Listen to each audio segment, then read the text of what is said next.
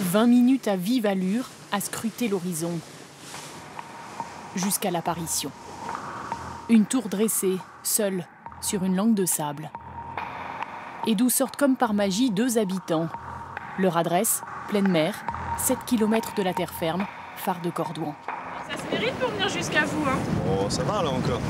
Là, on est gâtés. Il n'y a pas de vent, il n'y a pas encore de pluie. Bienvenue dans la demeure pas ordinaire de 2 trentenaires, gardiens du lieu. Au bout d'une semaine, on est content de voir du monde. Ah bah oui, un petit peu, forcément. Là spécialement l'hiver, on est isolé quand même ici. Et en plus, moi, je reste une 2e semaine, là. Je suis puni cette fois. 15 jours coupés du monde, reclus dans ce monument historique, entouré par les flots à marée haute. Cordouan, qui veille sur l'estuaire de la Gironde, est le plus vieux phare de France. 1584, un architecte entreprend ce projet fou, ériger un édifice en mer pour guider les bateaux, de jour comme de nuit. 27 ans de travaux titanesques, le phare sera relevé au XVIIIe siècle pour atteindre 67,50 mètres de haut. Cordouan est baptisé le roi des phares. C'est à la fois une forteresse, un château avec ses marbres et ses ornements, et une église. Le seul phare doté d'une chapelle qui accueille des pèlerinages, parfois même des mariages. Dehors, ça souffle. L'eau à l'assaut des pierres. Il y a des moments, c'est vrai qu'au milieu de toute cette eau, on se dit, quand ça tape vraiment, c'est impressionnant, quoi. On se dit, pourvu que ça tienne, on croise les doigts et on prie bien fort.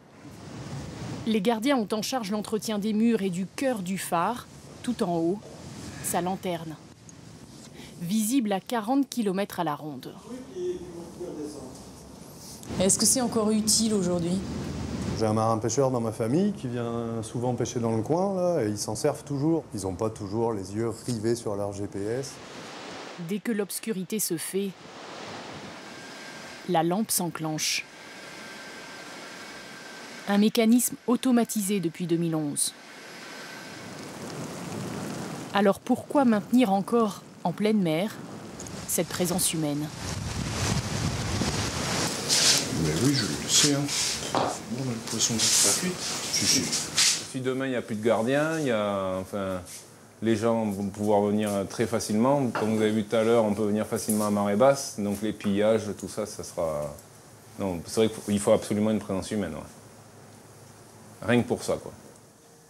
Ils sont 4 à se relayer au chevet de la tour de pierre. Et ce matin, c'est Christophe Mongolf qui va retrouver la terre. Avec un peu d'appréhension. Bon, on est ici, tranquille. L'hiver, personne qu'avec son collègue. Donc c'est vrai que d'un coup, les voitures, retourner à la civilisation, c'est pas facile. Ouais. Dans une semaine, il retrouvera le Cordouan, sa 2e maison, dernier phare français à avoir le privilège d'être gardé.